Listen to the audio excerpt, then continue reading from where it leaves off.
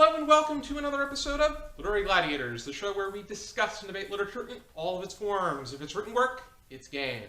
Let's meet the panel.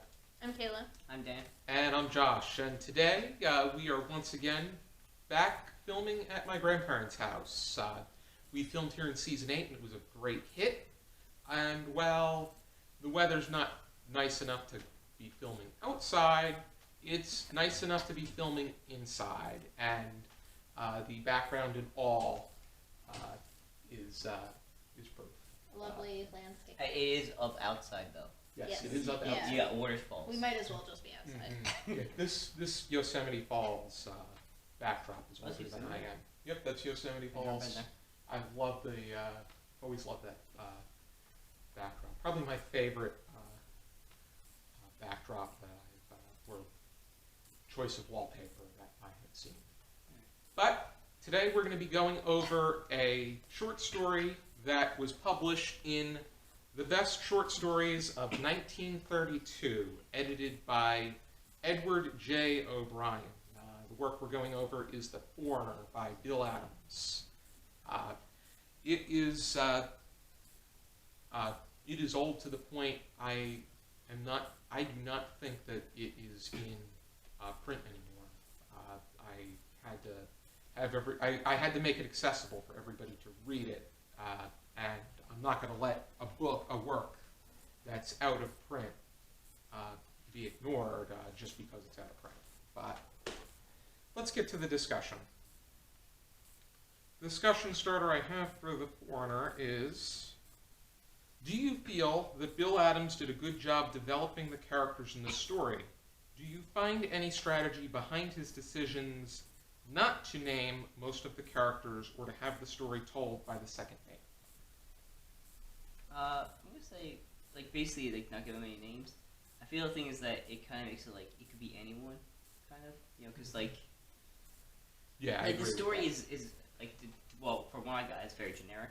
Mm-hmm. So it could possibly be don't name anyone, because this could be anyone's story. Mm-hmm. I would think that the message is meant to be stronger. Yeah, because if someone here was a foreigner, the thing is they could be in the same situation. Mm-hmm. But if you give the people names, then the thing is then you only know them as those characters. I know you as Josh, you as Kaila, and over there Brian. Mm-hmm. But I feel the thing is that the foreigner with this, it's just like a story of just anyone. Yeah. I think that makes it kind of good. Yeah, that's the whole thing. What nationality is the foreigner exactly? My initial assumption is that he was Jamaican because of the remark that they made about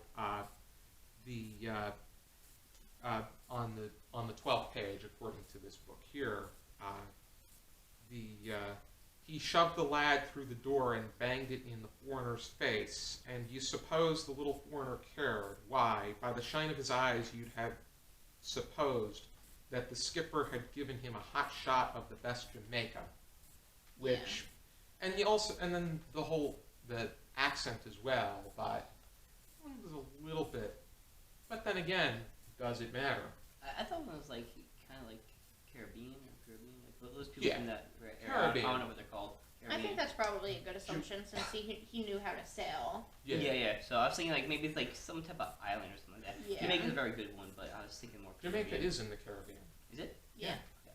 So, Could be either. but it was, I thought The Foreigner was just, I admired his character because he was on the ship because he wanted a job, because he needed to care for his young son. Yeah, and he didn't care that everybody was being outright nasty to him. Yeah. The fact that he had tar being poured onto his neck, and he just takes it lightly and moves on. Yeah.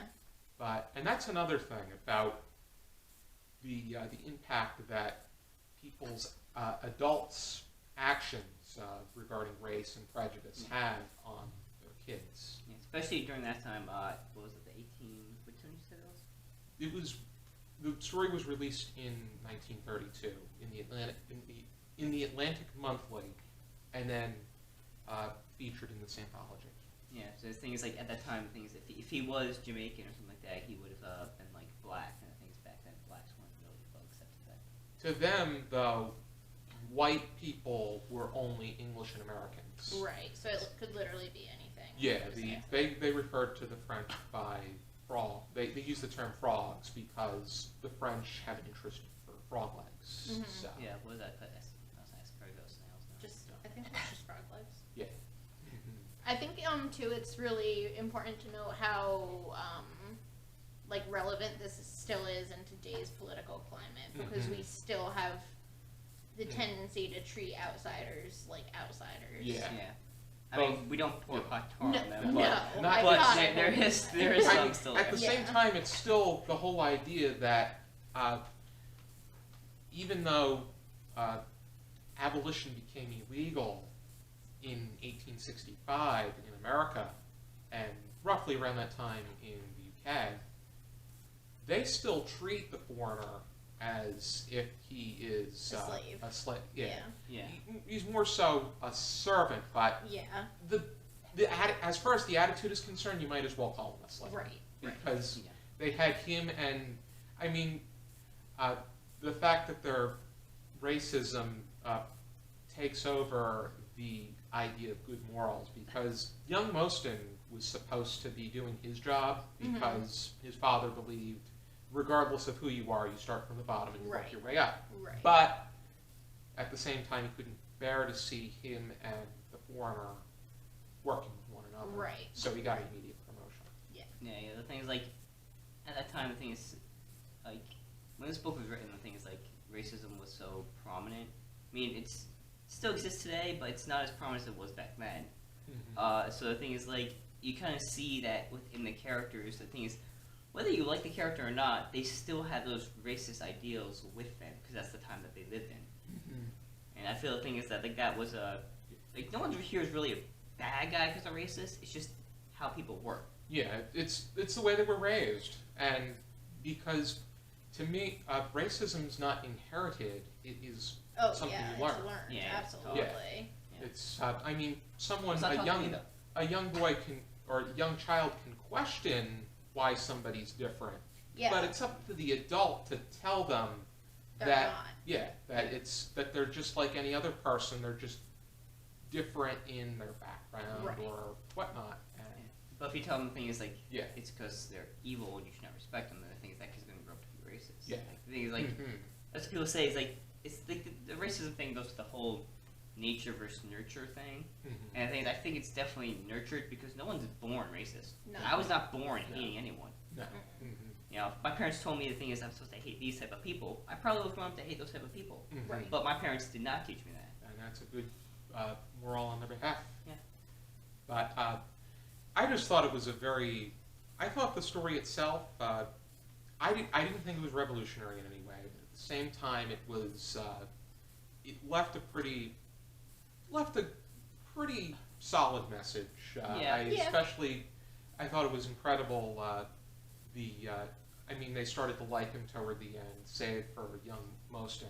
But the way that the foreigner put himself on the line and sacrificed himself for the men on the ship, saving the young boy and fighting off those sharks was just remarkable. And how even at the very last, in the very last section, they couldn't even contain themselves. Yeah. So it did. I think it did. And the fact that this was written during Herbert Hoover was president, the fact that things were we were in it was still the heat of the Jim Crow laws. Right. So Right. it was still Jim Crow, that's like that caricature of like what they thought black people was. the separate but equal. There was still a sense of prejudice among people of different races, and Well, this Yeah. is like based in the 1900s before you know, Martin Luther King, before segregation. Oh God. Yeah. Yeah. Yeah, Bill Adams was writing. He was writing primarily early 20th century. Yeah. But he wrote more adventure works, and finding a biography. There was only one place that really had a biography for him. It was a site called Pulp Flakes. Pulp Flakes. Yeah, for pulp literature, per se. He kind of comes off like he writes kind of like Jack London. Pulp Flake sounds like a terrible Yeah, cereal. I think. Like Yeah. you take like orange pulp and the thing's Oh. dried out until the point where it's like crisp, and then you make it into You a cereal. mean cereal in its authentic state? But Well, I just mean like like Pulp Flake sounds like a pulp cereal. Is what I'm saying. all cereal. I know you. is I pulp. know you don't like cereal, but No, I'm I saying don't. things like All cereals pulp. okay, well, most Thank you Americans very eat much. cereal, but I'm just saying the thing is like Most it American- sounds like a pulp. Most Americans eat. I'm pulp, getting then. off topic. They don't. They don't. I think they, we've Yeah. derailed a little bit Okay, here. then. Sorry, my ADHD is kicking in. Okay then. But otherwise, I based off of this story, if you compare him with Jack London, I thought that this was more interesting than what I've read from Jack London thus far. Yeah, I agree. But I think you're right. He is kind of like a similar tone, I guess. Yeah, and they both have experience working on boats. Yeah. Yeah. Mhm. So, do we have any final thoughts? Not really. I mean, it's definitely it's not a mind blowing work, but it's definitely something to check out.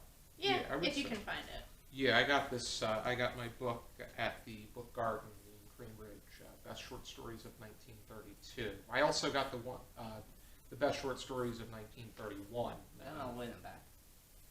It's in the short story department at Book Garden, which they have some great anthologies, which are pretty hard to find anywhere else. They do. I found some great ones there. Yeah, and I definitely plan to go back. But be sure to join us next time for another episode of Gladiators. For now, keep reading.